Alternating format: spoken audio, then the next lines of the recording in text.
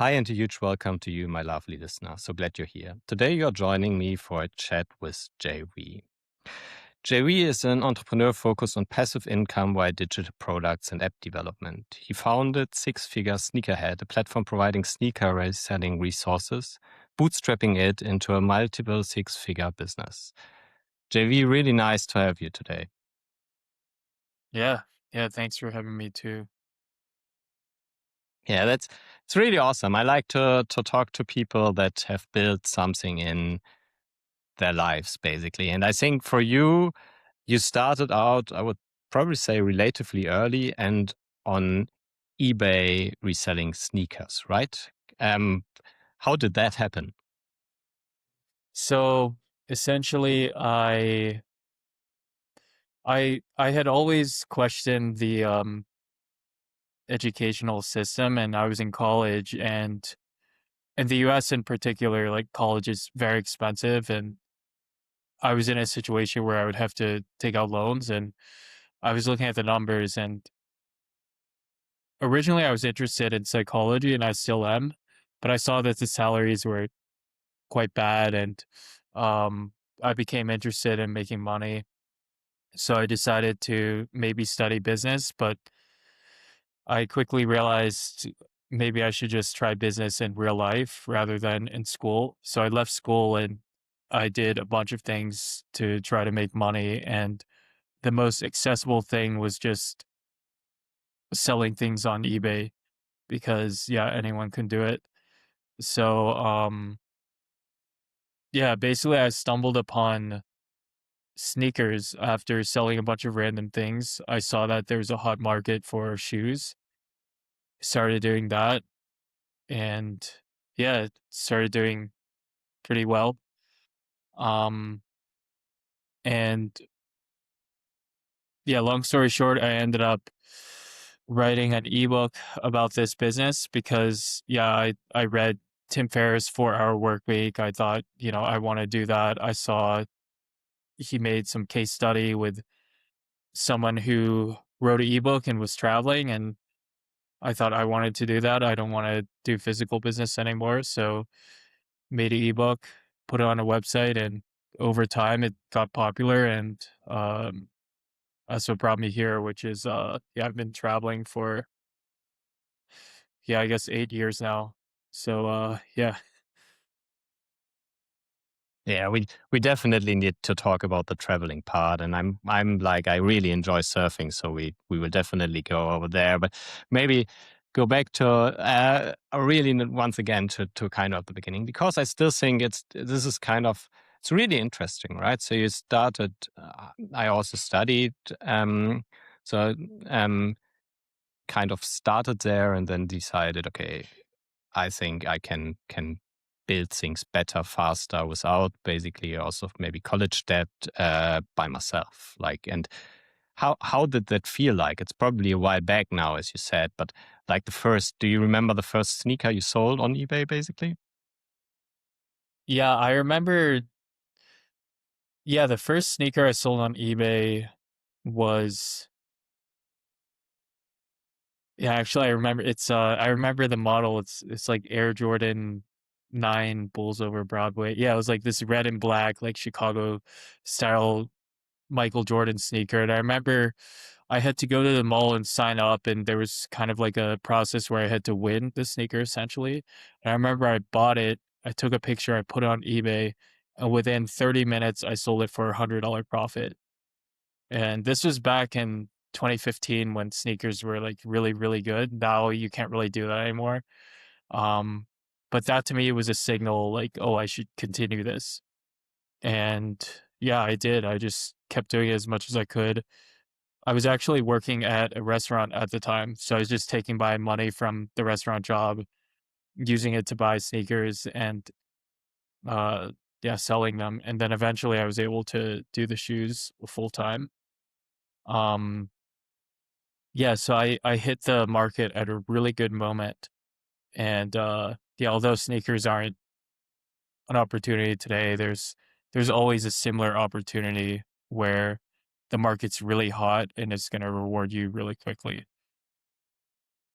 Yeah, but it's also great, right? To spot the opportunity and then see it work. I mean, this is also something like there are people that can do it quite well, but it's also like, yeah, you saw it, and you executed on it, and then you basically scaled it. And did you make it a business beyond you, or did it just did it stay with you basically? How far did you scale it?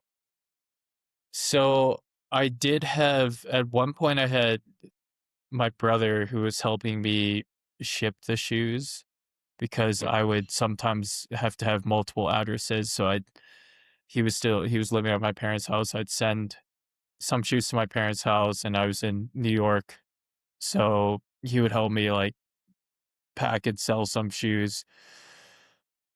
That's about the biggest I got in terms of operations. And I realized I didn't like dealing with physical inventory.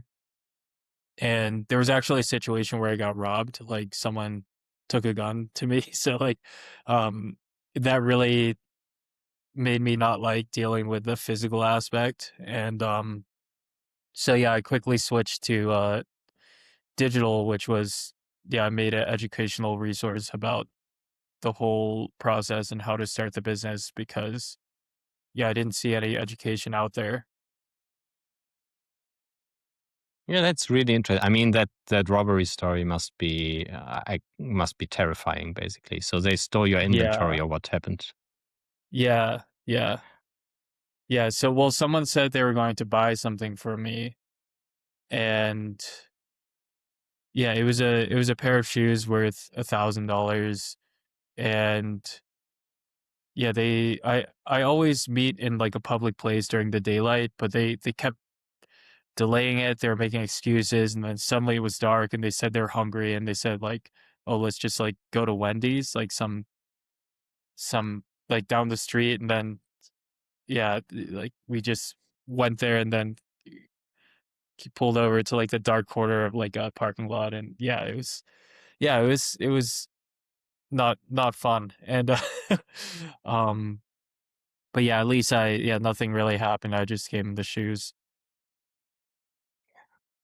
Yeah, that's totally awful. And then you switched basically over and said, okay, digital.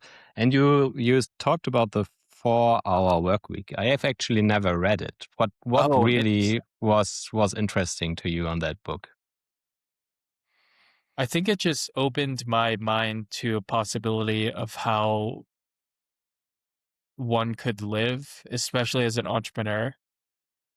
And I've always carried this mindset with me, which is, well, there's a couple core principles that he talks about. And one is the Pareto principle, which is like 80/20.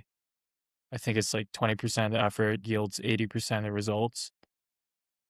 So I always looked at things in terms of leverage, like where are some big leverage points that I can pull on, rather than like grinding super hard and maybe doing the opposite, where like you're working like 80% and only yielding 20, which I see like that's a lot of hustle culture. And I've always been somewhat against hustle culture. So yeah, that's the one aspect from the book that I really liked. And the other was just like geo-arbitrage, just the whole concept that, well, it's really common nowadays, especially after the pandemic, but just the concept that, you can earn dollars or euros or something, and then you can go to Latin America or Southeast Asia and like kind of arbitrage that. Um, and the concept of selling digital products and making a system that creates income while you aren't putting in active labor. So productizing yourself and productizing your service in a way that can scale and work for you. That became very attractive to me. All as a result of the book, I'd say, for the most part, that it planted a big seed in my head. I'll definitely put it on my reading list for this year. So I need Yeah. to take a look after this talk. Yeah, I understand. And so then you basically said, okay, did you start building the digital business basically in the US, or did you start traveling first? How did that work basically? Yeah, so I was living in New York and I was selling the shoes. I had the robbery thing. I mean, I was still selling, but it kind of scarred me in a way that like I just became more careful and um I decided I wanted to just yeah, I read 4 Hour Work Week and I decided I'm just gonna write an ebook. So yeah, I started the online business in the US and it took almost a year for me to gain traction. But after I had made my first, I think it was like a $2,000 month online completely, I decided, yeah, this is enough and I can go to Chiang Mai, Thailand. Um, yeah, at that point I had made, yeah, my online business had been generating revenue for, I think 6 months and then it was just growing. So yeah, I saw that as enough of a sign that I could just leave. Yeah, that's really interesting. And then I like traveling also. I've been to Thailand as well, so I've I, I would say basically I cannot think of a country I didn't like. Like there's something great in every place. Thailand also, remember, obviously amazing food and these kind of things. So um what maybe before we go to traveling, one more thing regarding the ebook. I've also written and published one, and what I remember is like actually doing marketing isn't trivial. Like, how did you do it? Like that is, I think the hard part people often miss is, yeah, you actually need to get people to to see it, to find it interesting. Yeah, marketing is definitely the most difficult piece of the puzzle to solve. For me, a lot of it was also like a leverage point and a key connection. Basically I threw up a sales page for my ebook and I didn't know how to market it. I was basically just like spamming forums, YouTube comments, Reddit, and I was getting some sales, but it was very much like hustle, you know. So I thought of yeah, like what can I leverage? And I decided to reach out to people with audiences and I found this blog. It was called Side Hustle Nation. Someone named like Nick Lober, and I owe a lot of my success to him because he gave me a chance basically. He had a big audience. I think his email list was 10,000 or more. And yeah, I sent him a cold email and because I noticed that his audience was a good fit for my advice. I had built the shoe business into not just a side hustle, but something that was more of a full-time income. And I saw that he talked about shoes briefly on his website and some like listicle as like one way to make money.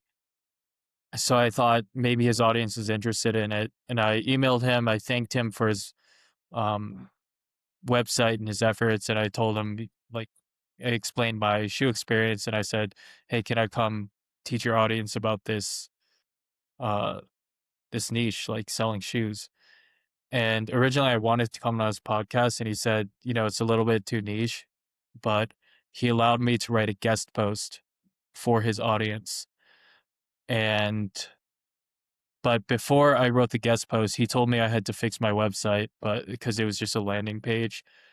And he basically gave me the blueprint for like a foundation for a website that you could scale with SEO, which is like how I did the long-term marketing.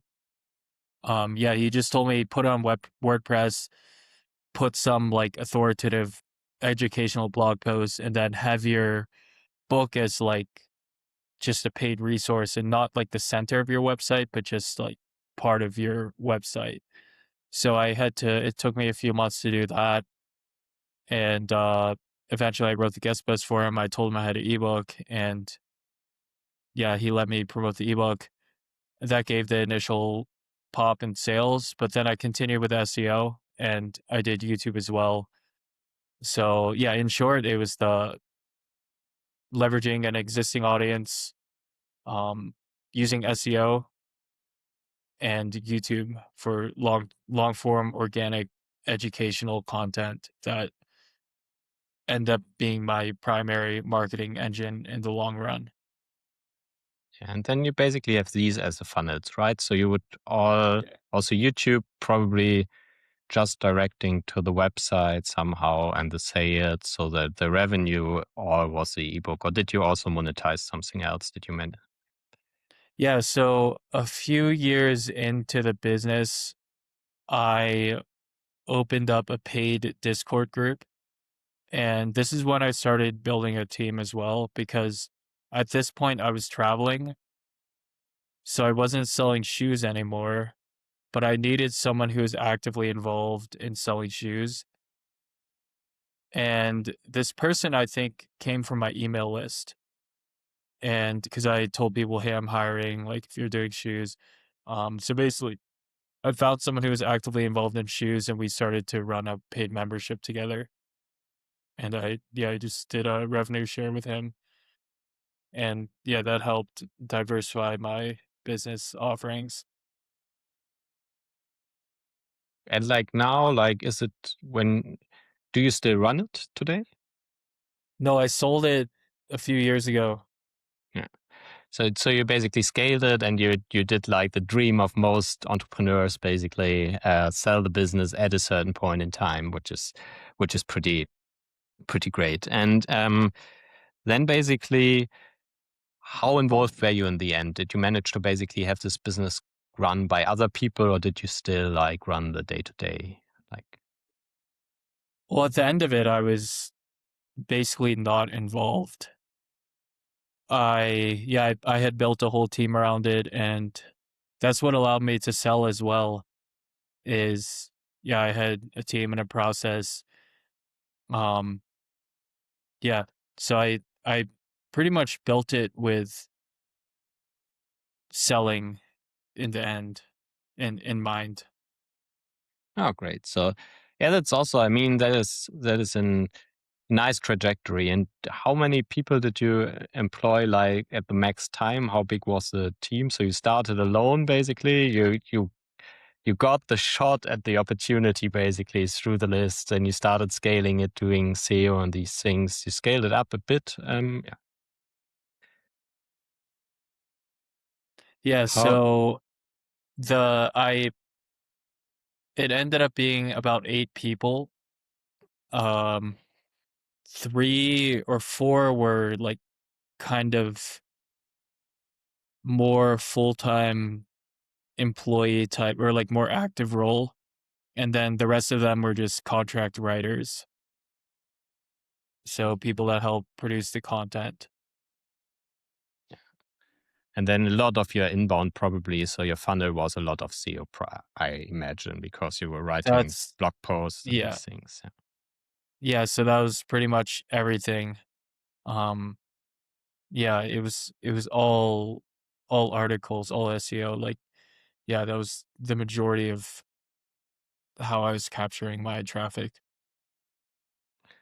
Yeah, awesome. And then you basically you sold it and you moved on. And what did you do next? Were you just happy that the business was gone and you were free, or what was the situation basically? Yeah, I mean,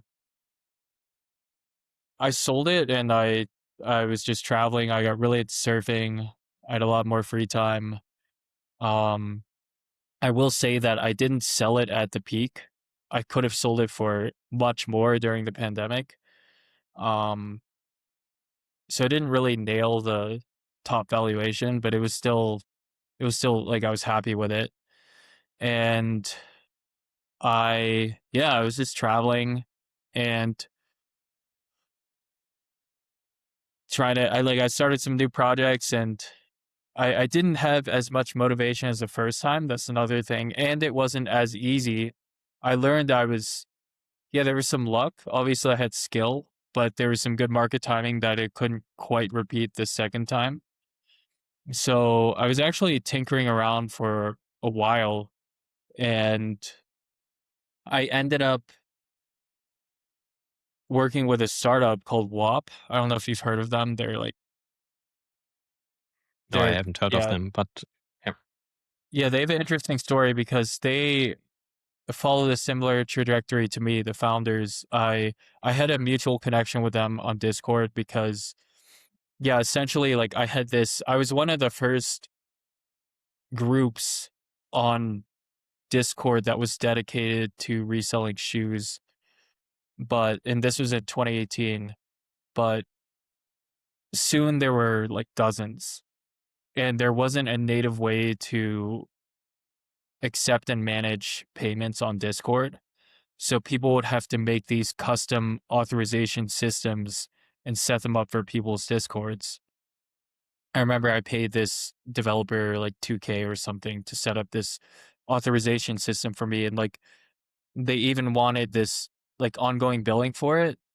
So it became this expense, but it was kind of necessary to have my membership if I didn't want to like manually authorize users. So what Whop did is they integrated with Discord and they created a software that, connects basically an authorization system, but it was free.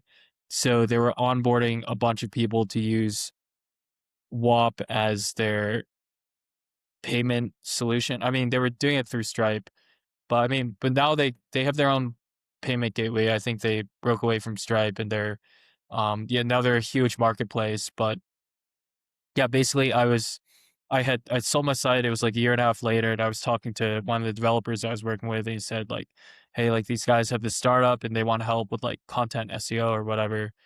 And yeah, basically I had a job with them for like 2 years, it was like my first job. It was still flexible, but and very like very startup-y. Like it was yeah, it was cool. And I just recently stopped working with them last year. So yeah, Yeah, that's that was interesting. good. It's a different experience, I reckon, right? Like from the total freedom, but also responsibility of building your own business over to what did you do in Whop? Like, what was your role? I was basically just helping them with content. So Yeah. with their essentially I became a writer on their blog. So just helping them build out the content strategy and then writing pieces of content that ranked. And yeah, it was interesting. So I learned that there are benefits to this like employee like steady guaranteed income thing, because as a business owner, like even when things were going well, I remember, and this is part of why I sold it too. I was like, this is crazy. Like, how long will this continue? And I remember every month I'm like, oh, or even if it's like the whole month was good or like 3 months was good, there's always days where it's slow. And then like I remember, yeah, sometimes my business would fluctuate between like $20 to $300 a day. And I remember some days it'd be $20. I'd be like, what's happening? Like, and then when it's $300, I'm like, oh, it's fine. And then maybe it'd be like $1,000, and then next day it's $100. So it's like it's really this roller coaster that, I guess the best thing to do is not to look or pay attention to sales and just like trust everything's going. But like there was the opposite of that when I was doing this. It was contract work, but like when I was doing contract work with Whop, I knew I was going to get paid a certain amount. It didn't take me much time or effort. It was quite easy. And in a way it was, yeah, there were benefits to that. So that, it kind of became, I saw the positive to that, because before I was very like against like any form of something that might look like employment. And now after having that experience, I saw like, hey, that could be a good experience as well. Yeah, it's a different kind of security, right? So that's also what you are safety, like a safety net in some sort, because you have some kind of stability. So yeah, I can follow that. And then basically and I think after that we should talk about traveling, but I will also quickly want to talk about app development. I think that is something you started really recently, right? So how did you end Yeah. up in app development? That's kind of also a journey from selling sneakers over to, I think you got the marketing, but now you're doing apps basically. What's different? Yeah. So basically, if we want to zoom out a bit in terms of like, so there's like this term called MMO, which is making money online, and courses and digital products, info products, and like these gurus or whatever, like they fall under that umbrella. And I guess in a way, like I fell under that umbrella with the shoe reselling guide. Like I did have a course, I did have experience in that, but like basically this became so like saturated and very like it felt very almost like extractive and like, because yeah, the second thing I did after I did the shoe website is I had a website about watches. Like I like watches. I learned about the watch market. I learned about selling watches. But there's like so many courses about like how to do this, how to do that. And like honestly, like I mean, I felt confident in the value I was offering. Like I always made really good products, but I mean, the truth is if someone really wants to learn how to do something, like they don't necessarily have to buy a course or an ebook.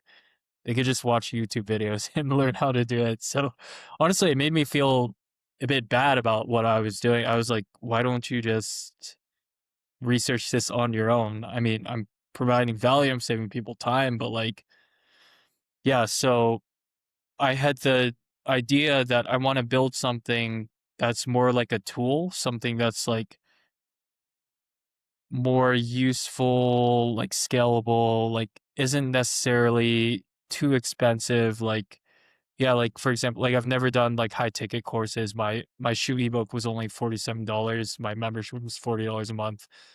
Everyone I knew who was making like way more money than me, like even six figures a month, they were like, "Oh, you have to sell a $2,000 course, $5,000 course, $10,000 course." Never something I did because I just didn't like feel good about that. But essentially, like that's what drew me into like making apps, because yeah, it's something that's it's worth the money. It doesn't cost the user much at all. It's providing value, and it's fun to build these things, and it's fun to have the market validate you that hey, someone might actually pay me for this. And I'm not very technical. Like I had like a broad overview, I guess, of how things work, but I'd always pay it outsourced to developers. But now with AI advancing, that's what allowed me to start to make my own apps and just use my intuition, I guess, of what people might want, what people might pay for. And um, yeah, now I can make them on my own. So I actually made my first two apps in December, and I monetized one of them a few weeks ago. And yeah, I'm getting some early momentum, some paying customers. So I'm gonna focus pretty much completely on these apps now. Well, that's interesting. Well, so what does the app do that you basically that is getting traction? Yeah, so the app that's getting traction, it is a kind of like a productivity app, but it has a frictionless setup. So what I found with a lot of yeah, basically like circling back or like zooming out again, it's like every time I make someone something, it's I'm like scratching my own itch. I'm fixing something like I want to fix for myself. Like with the shoes, like maybe I would have paid someone for a guide to teach me all this stuff if I knew nothing. And then with productivity, I had friends who were recommending me Notion, Obsidian, or whatever, like all these things. And I remember I download Notion, I download Obsidian, and I would look there and it's like blank. And I'm like, this is a job for me to learn how to set up this app. And I always just use like Apple Notes and make like some to-do list. Um, and I guess I have like ADHD or like I don't like locking in and focusing too much. So I was like, I don't like these apps. And like I talked to a lot of other people who are like, yeah, like I feel the same. Like Obsidian, yeah, like once you learn it, it's awesome. But Notion, like once you really learn it, it's awesome. But like I was like, I want to make like some really dead simple, frictionless setup. So the app is like, instead of like having to extract to-do lists and make items and like organize it, it does the opposite where like it allows you to put like all your messy thoughts into one text input. So when the user goes on the website, they're just met with this text box and they just like write what's on their mind. And then from there, the app will extract to-do list items and then allow them to categorize. Yeah, really interesting. And I think at least in the indie hacker space, I would say there's a lot of discussion like entering crowded marketplaces, and which Yeah. isn't necessarily a bad idea, right? Because the problem exists. There are companies that are making money with it, so you kind of already have at least a check mark on the problem. Like it exists. In your case, probably knew it yourself, and now you take a different spin with that simple approach. And I think the hard thing, and that's where everybody then ends up after building the first product, is I think now you have to get users. And I would imagine that this is actually probably a little easier for you than other people because you've done it before. You kind of know. Can you reapply what you did before? Yeah. So I can't run the exact same playbook, but I'm using similar. I'm using a different strategy because SEO is a lot slower. I'm working on the leverage. I'm talking to a few website owners and seeing if my app is a good fit. Now that I know, like, strangers have actually paid for it. I just sold a lifetime membership actually uh last night, and I didn't think anyone would buy it because I priced it at $99. It's like some random app, but someone bought it, so that really that kind of proved the concept for me. So like to replicate what I did before, the leverage, I'm just reaching out to website owners or like influencers or whoever that maybe they have an audience that's a good fit, and I'm using for apps now, like UGC is a new form of like SEO. I mean, SEO was just like a way to like, how do I make content that reaches my viewers? And wow, yeah, I can't believe it was almost 10 years ago. So like almost 10 years ago, people didn't discover things on Instagram. Like Instagram was not a marketing funnel. It was just like you share photos with friends. But now Instagram and TikTok, people discover products through this. So like I evolved my strategy to go away from SEO. I still have a blog set up on my app's website, and I am getting some traffic from it actually. But I saw how the behavior is shifting, and I haven't fully set up tracking yet, but I'm sure like a lot of my users are coming from UGC and also Reddit. But unfortunately, I got several Reddit accounts banned, including one that I had for over 10 years, which, I was kind of upset about that. But so Reddit can work. But UGC is what I'm really scaling on or focusing on scaling and, leveraging other audiences. Yeah, right. So you basically then set up Instagram, TikTok accounts, and how often do you have to post? Like once a day? What is the typical frequency that you would choose for something like that? Yeah. So at one point I was doing once a day, and then we stopped, but actually I'm having, someone help me with this. I have a college student helping me. That's another thing. Like these younger people are like it's more natural to them to find like what resonates with people.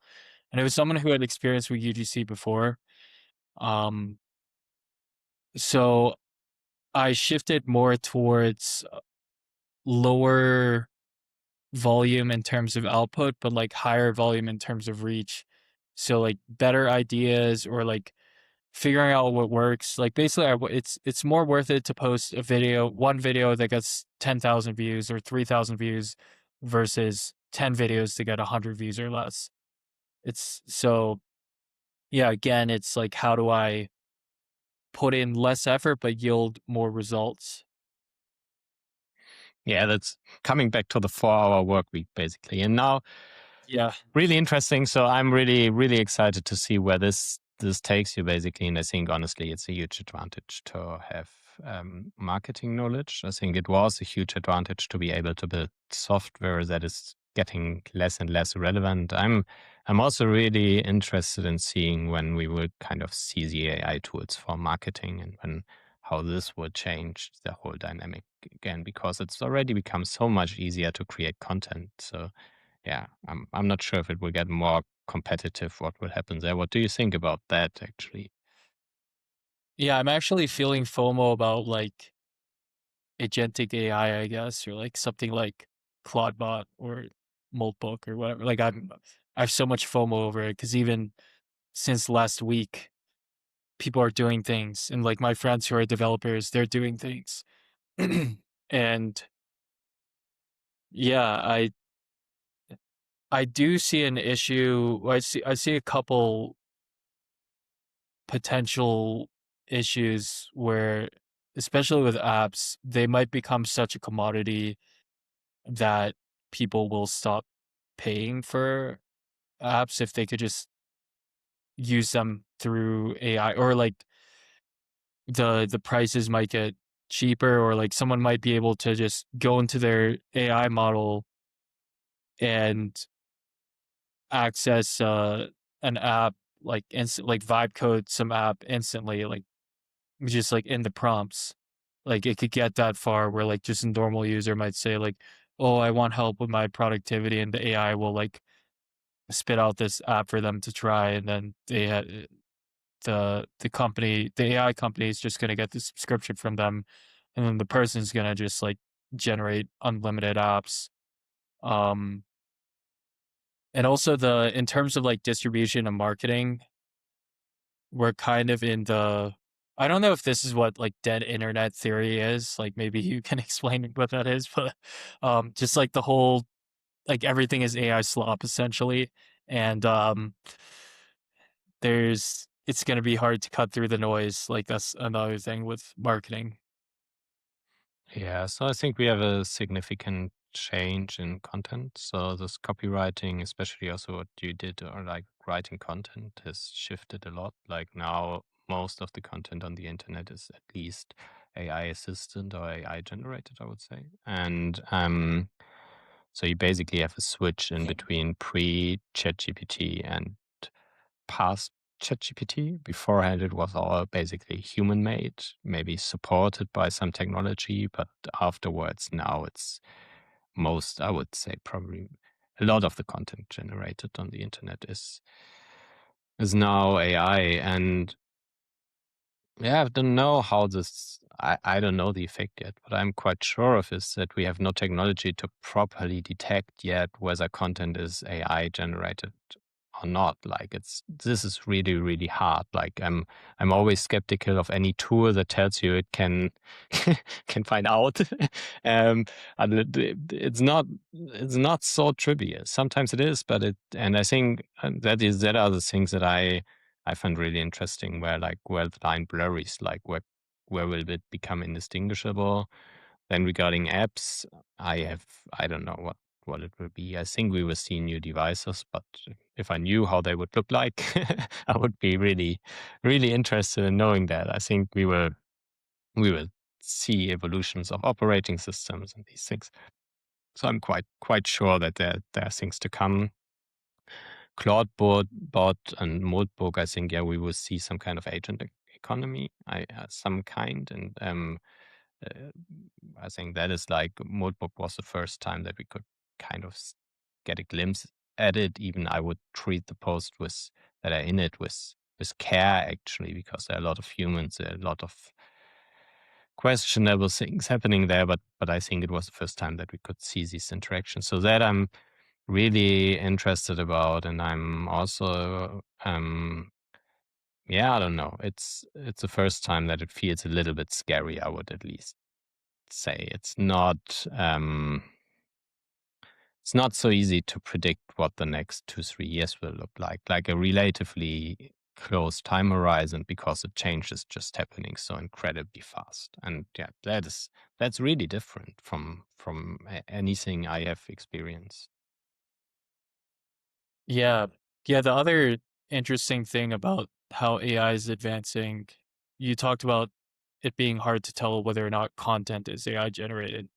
Now it's going to be hard to tell. I mean, now it's hard to tell whether an app or like anything, basically anything you're accessing through any device on the internet, you don't know like who made it or how, because now it could be like some agent spun it up and there's actually no human behind it, which is, yeah, that's crazy. And yeah, I do think about how this will affect the overall economy as well, because I really think if companies knew how powerful AI is right now, they would continue to reduce their workforce. And yeah, so that brings up the argument for universal basic income, or I don't know, something to uh help with people who aren't profiting from AI. Yeah, I think it's a really difficult topic, and also in this one, I mean, it will also be a challenge for companies, right? So if people lose jobs, there will be less money to be spent in the economy, which is like a replicating problem. So I haven't really thought it through, but I think it's definitely, if it continues to accelerate the way it accelerates, it's a problem in our society. I would think like what is coming to us. It might also all like be great, but there's at least a feeling of uncertainty around it, and I don't really know where it goes, to be honest. Yeah, but switching back and maybe going to traveling for a bit. So, how many countries have you actually seen on your journey? I don't think I haven't counted, but I think it's between 20 and 30. Yeah, nice. And what's your favorite one? Like, can you pick one? Um, Japan. Yeah, Japan. Yeah. But it's between Japan and Indonesia. Like yeah, those are like top two. But Japan, I really, really liked, and I was even considering their startup visa. They had a few paths towards like longer term residency, and one was startup visa. But just last year, they 10x'd the fee. So it's like more out of reach now. But still, yeah, it's an awesome country.